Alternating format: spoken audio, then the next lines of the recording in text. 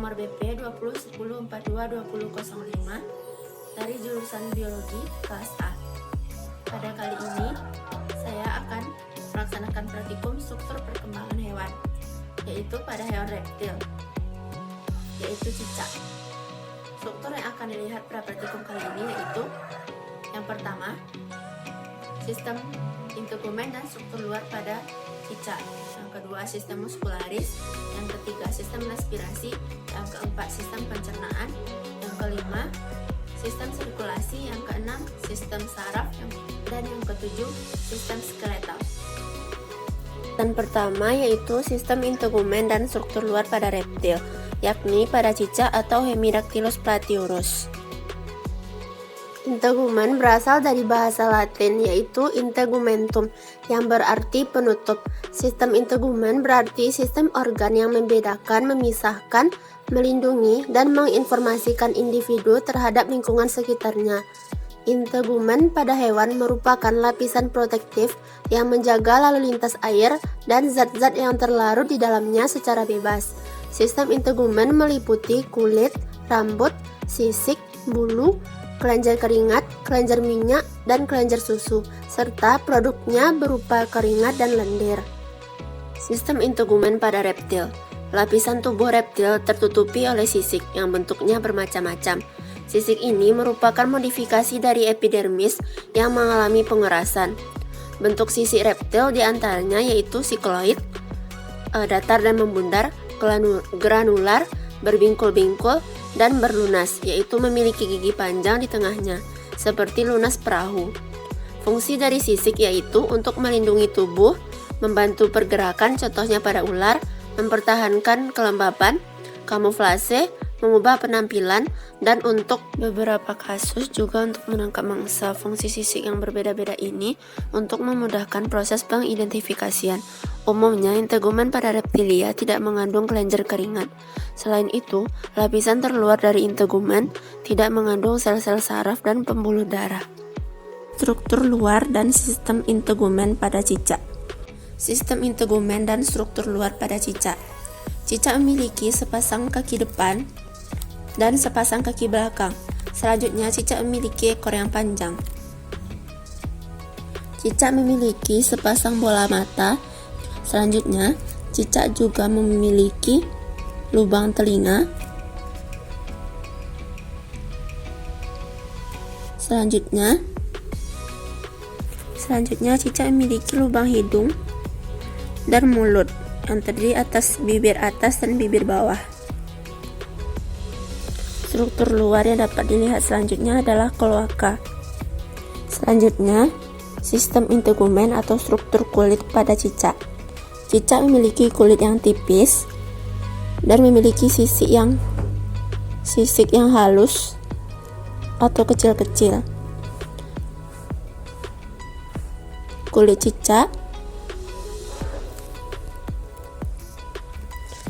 cicak kering karena tidak memiliki kelenjar keringat pada kulitnya. Yang kedua, cicak memiliki bantalan penghisap pada jari kaki yang disebut sebagai skensor yang terletak di bawah jari-jari. Struktur lainnya dapat dilihat yaitu cicak memiliki kuku yang kecil dan runcing. Pembahasan kedua yaitu sistem digestivum pada reptil. Sistem digestivum atau pencernaan pada reptil. Yang pertama, bagian trunctus digestivus yang terdiri atas cavum oris atau rongga mulut. Di dalamnya terdapat gigi yang berbentuk konus pada kadal biasanya. Yang kedua, esophagus. Yang ketiga ada ventriculus atau lambung. Yang keempat ada intestinum tenue atau usus halus, yaitu organ dalam sistem pencernaan yang terhubung dengan lambung. Yang kelima ada intestinum crisum atau usus besar, terdiri dari kolon dan sekum. Organ ini merupakan batas dari intestinum tenue dan intestinum crassum. Selanjutnya ada rektum dan kloaka. Fungsi kloaka yaitu sebagai alat pengelolaan air. Selain itu, kloaka juga berfungsi sebagai alat bantu pernafasan. Bagian kedua, sistem digestifum yaitu glandula digestoria atau kelenjar pencernaan yang terdiri atas hepar atau hati. Pada reptil terdapat dua lobus yaitu lobus dexter dan lobus sinister. Pada hepar ini menghasilkan empedu. Yang kedua ada vesica velea atau kantung empedu terletak pada sebelah kanan hati. Yang ketiga ada pankreas. Pada reptil terletak di antara ventriculus dan duodenum, serta warnanya kekuningan. Sistem pencernaan atau digestifum pada cicak. Sistem pencernaan pada cicak dimulai pada rongga mulut atau covum oris, di mana cicak akan menangkap mangsanya dengan lidah.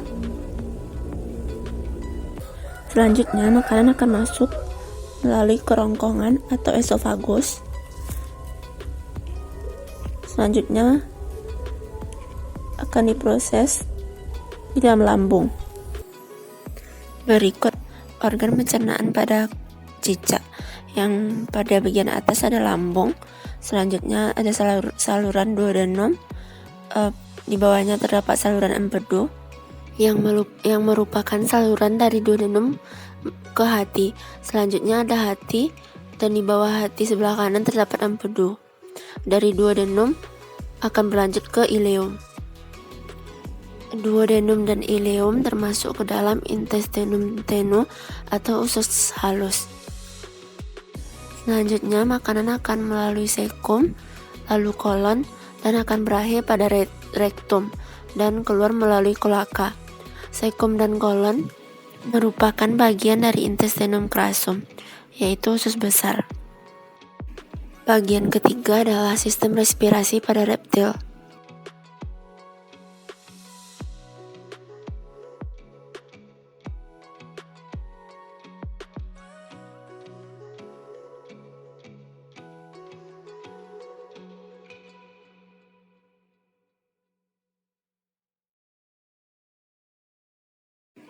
Sistem respirasi pada reptil. Alat pernafasan reptil adalah paru-paru. Paru-paru reptilia berada dalam rongga dada dan dilindungi oleh tulang rusuk. Paru-paru reptilia lebih sederhana, hanya dengan beberapa lipatan dinding yang berfungsi memperbesar permukaan pertukaran gas. Berikut adalah urutan bernafas dengan paru-paru pada reptilia. Awalnya udara masuk melalui rongga hidung, lalu melewati batang tenggorokan, melewati paru-paru. Di dalam paru-paru oksigen diserap, sedangkan karbon dioksida akan dikeluarkan. Selanjutnya adalah sistem respirasi pada cicak atau Hemidactylus platyurus. Berikut adalah paru-paru kanan, lalu paru-paru kiri, di mana paru-paru ini terletak di bawah jantung. Berikut adalah trakea, di mana saluran tempat udara masuk melalui rongga hidung ke paru-paru. Pada awal trakea terdapat glotis yang merupakan bukaan saluran pernafasan. Bagian selanjutnya adalah sistem saraf pada reptil, yaitu Platyurus.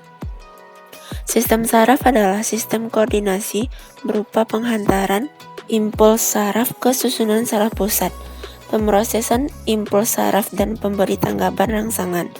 Sistem saraf terbagi atas dua, yaitu sistem saraf pusat dan sistem saraf tepi. Susunan saraf pusat atau SSP yaitu otak dan medula spinalis atau sumsum tulang belakang, yang merupakan pusat integrasi dan kontrol seluruh aktivitas tubuh. Bagian utama otak adalah otak besar atau cerebrum, otak kecil cerebellum, dan otak tengah. Fungsi yang paling utama adalah untuk menerima, mengolah, dan menyampaikan rangsangan dari seluruh organ. Fungsi ini akan berjalan dengan baik jika ada koordinasi antara fungsi sensorik, fungsi pengatur, dan fungsi motorik. Sistem saraf. Sistem saraf terdiri dari dua, yaitu sistem saraf pusat dan sistem saraf tepi. Sistem saraf pusat terdiri dari otak dan sumsum tulang. Pada cicak, otak terletak di kepala pada bagian atas. Selanjutnya, sumsum tulang belakang. Ini tulang belakang. Berikut adalah otak dari cicak.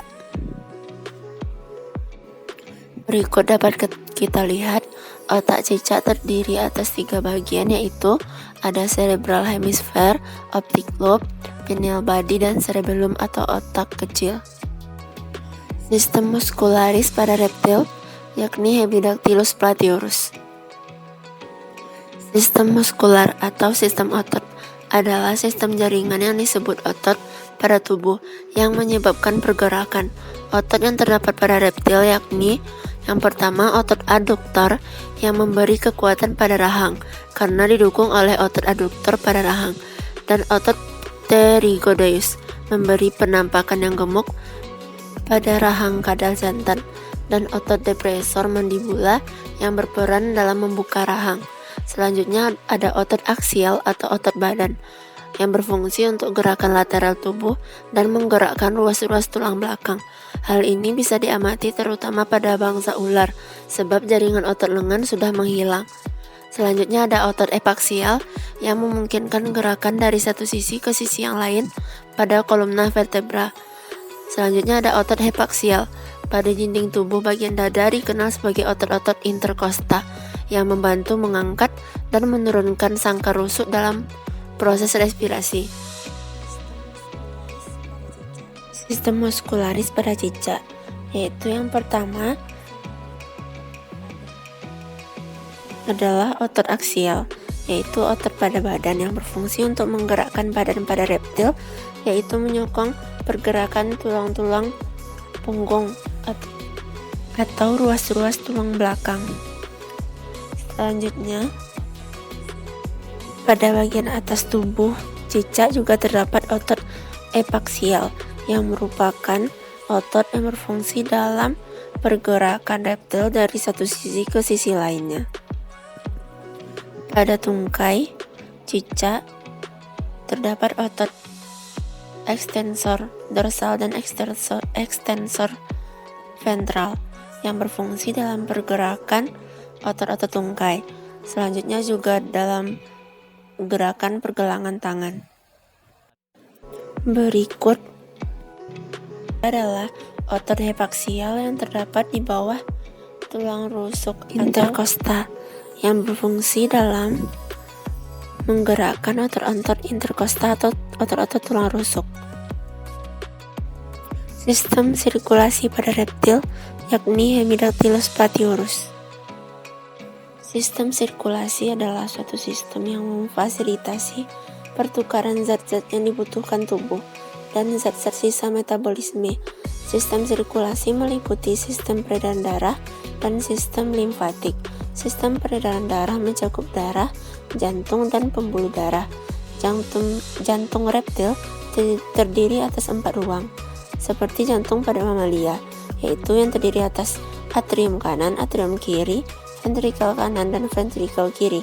Peredaran darah pada reptil merupakan peredaran darah tertutup karena darah yang dialirkan dari dan ke seluruh tubuh melalui pembuluh darah. Selain itu, karena darah mengalir melewati jantung sebanyak 2 kali, maka peredaran darah reptil disebut sebagai peredaran darah ganda.